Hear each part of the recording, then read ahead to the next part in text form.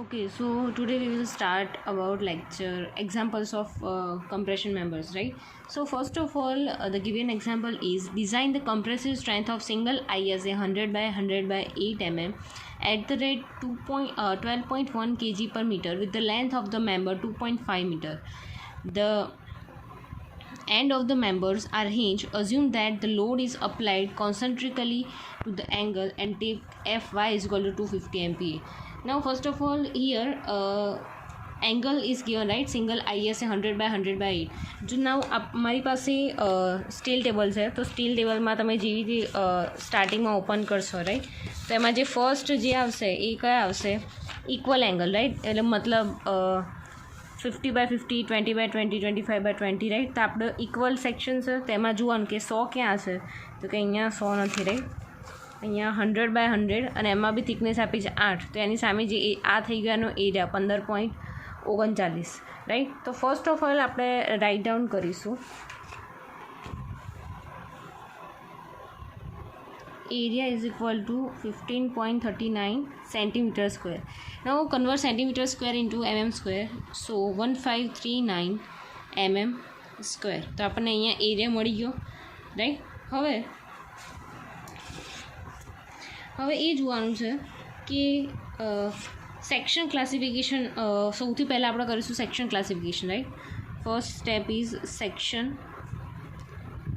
Classification.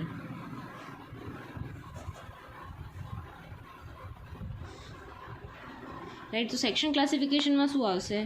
તો તમને જે તમારો કોર્સ IAS 800, રાઈટ, તો એમાં આવી રીતે એક ટેબલ તમને આપેલું છે. ટેબલ નંબર છે 5.2, રાઈટ. તો એમાં આપણે અહીંયા જોવાનું કે સિંગલ એંગલ માટે અહીંયા કયા ક્રાઇટેરિયા આપે? તો B/T, D/T અને B+D divide by T, right. તો સ્ટાર્ટ કરીશું. ફર્સ્ટ ક્રાઇટેરિયા હતો B/T ઇઝ ઇક્વલ ટુ, અહીંયા નીચે લીધું D/T, અહીંયા B+D divide by T, right. અહીંયા B આપ્યો છે 100, રાઈટ, અહીંયા 100 by 8 આપ્યું છે, એટલે B cross D cross T, right. તો T તમને થિકનેસ અહીંયા આપી છે 8, અહીંયા 100 by 8, અહીંયા 100 + 100 ડિવાઈડ બાય 8, રાઈટ. તો આનો આન્સર આવશે 12.5 અને અહીંયા આવશે 25. તો ત્યાં ક્રાઇટેરિયા તમને આપેલા છે, રાઈટ, કે વેલ્યુ આપેલી છે. તો અહીંયા વેલ્યુ અલગ અલગ આપી છે, રાઈટ. કઈ છે? અહીંયા આપ્યું છે 15.7, 15.7 અને 25. તો આ જે વેલ્યુ આપી છે કેવી હોવી જોઈએ? યા તો તમે જે વેલ્યુ ફાઇન્ડ આઉટ કરી એ આ જે વેલ્યુ આપી છે એના કરતાં ઓછી હોય તો એ વેલ્યુ લઈ લેવાની, રાઈટ. તો જોવાનું કે 15.7 એપ્સિલોન કરતાં નાની છે, નાની કાં તો ઇક્વલ ટુ હોવી જોઈએ, તો તમારો ક્રાઇટેરિયા સેટિસ્ફેક્શન થાય, રાઈટ.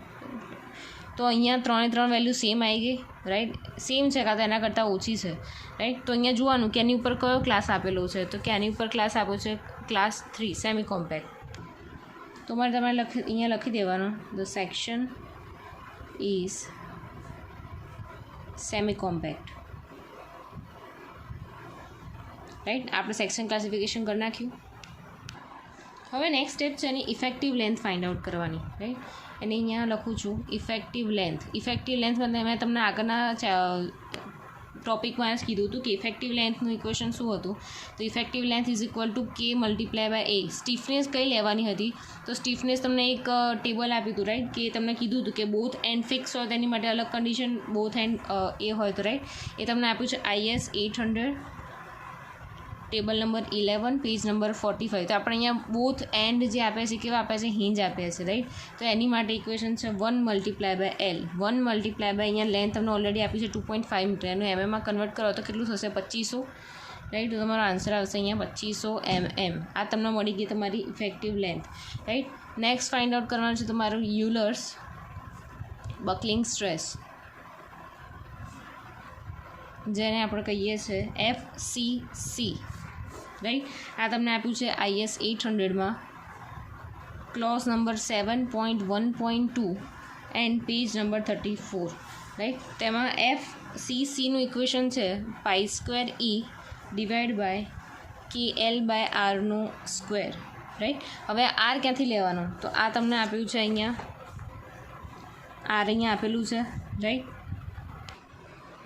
તો અહીંયા હું તમને બતાવું છું કે કઈ લાઇનમાં છે. તો 100/100 આવી ગયું, રાઈટ. તો કે આ જે આ 3 વેલ્યુ દેખાય છે, આ 1 2 ના 3, રાઈટ. આ એક છે વેલ્યુ 3.07, 3.88, 1.95. તો આપણે કન્સિડર કઈ કરવાની છે, મિનિમમ હોય એ. તો આર મિનિમમ શું આવશે, 1.95 centimetre, right. R is equal to 1.95 centimetre. તેને એમએમમાં કન્વર્ટ કરે તો 19.5 mm થશે, રાઈટ. તો અહીંયા બધી વેલ્યુ આપણી પાસે છે, π² છે, રાઈટ. એની વેલ્યુ 2 × 10⁵ ફિક્સ જ છે, રાઈટ. KL તમને મળ્યો 2500 ડિવાઈડ બાય આર મિનિમમ મળે 19.5 હોલ સ્ક્વેર. તો આનો આન્સર આવશે તમને મળશે 120.09 Nm². આ શું તમારું Euler buckling stress FCC. Next છે તમારું ફાઇન્ડ કરવાનું સ્લેન્ડરનેસ રેશિયો. સ્લેન્ડરનેસ રેશિયોને આપણે લેમ્બડા તરીકે બી ઓળખીએ છીએ. તો લેમ્બડાનું ઇક્વેશન અહીંયા આપેલું છે તમારા IS 800માં table number 10 page number 44, right.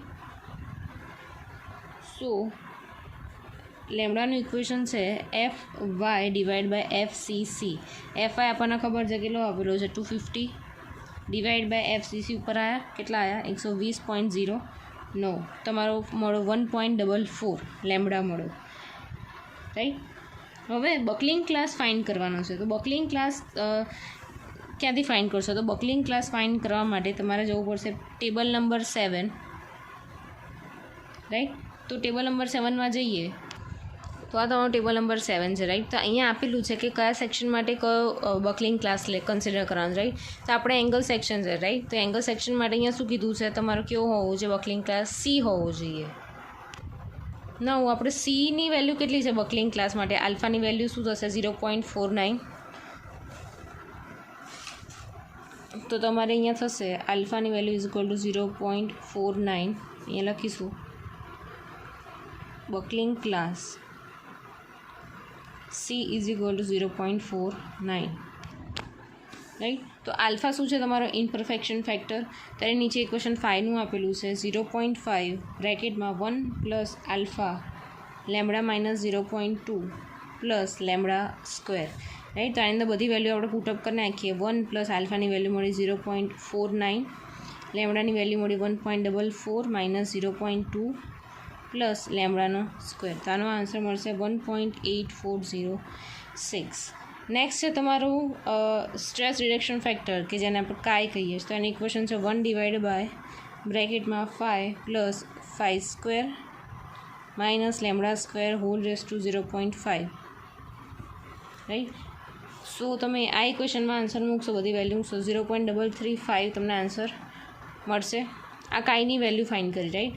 આ જે બધા જે ઇક્વેશન મેં અત્યાર સુધીના કરાયા ને એ બધા એક જ પેજમાં તમને આપેલા છે. અહીંયા બકલિંગ જે ઇલર્સ બકલિંગ સ્ટ્રેસ આપ્યું છે એમાં FCCનું આપ્યું, નીચે લેમ્બડા છે, આલ્ફાની છે, કાય વેલ્યુ છે, રાઈટ. એ બધી એક લાઇન સર જ આપેલી છે, તમારે ક્યાંય શોધવા જવાનું છે નહીં. નેક્સ્ટ છે design compressive force.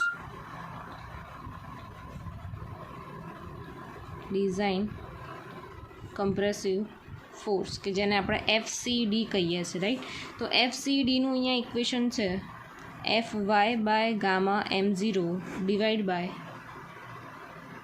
5 plus 5² minus lambda square whole raise to 0.5, right. પણ તમને ખબર છે કે 1 ડિવાઈડ બાય આટલું જ ઇક્વેશન છે એ શું છે? કાય છે, રાઈટ. તો અહીંયા લખી શકાય કાય FY બાય ગામા M0. કાયનું આપણને વેલ્યુ ખબર પડી ગઈ છે કેટલી છે 0.3335. FY છે તમને 250 ડિવાઈડ બાય ગામા M0 1.10. તો તમારો આન્સર મળશે 76.13 Nm², રાઈટ. હવે લાસ્ટ સ્ટેપ છે એ આપણું કયું છે? Design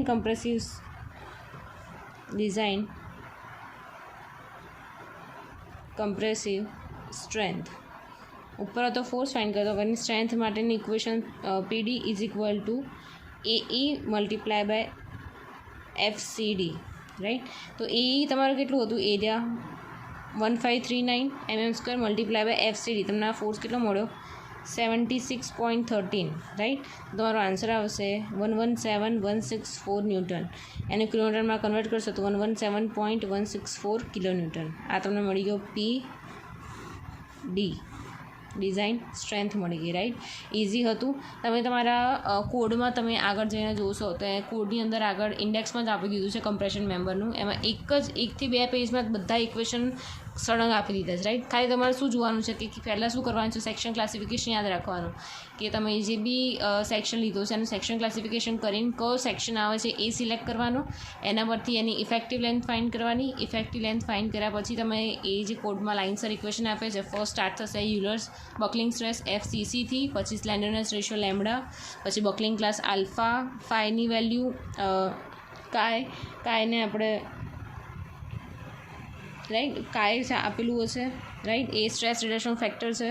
design compressive force FCD આપ્યું છે અને એના પછી આપ્યું છે તમારી PDની વેલ્યુ AEFCD.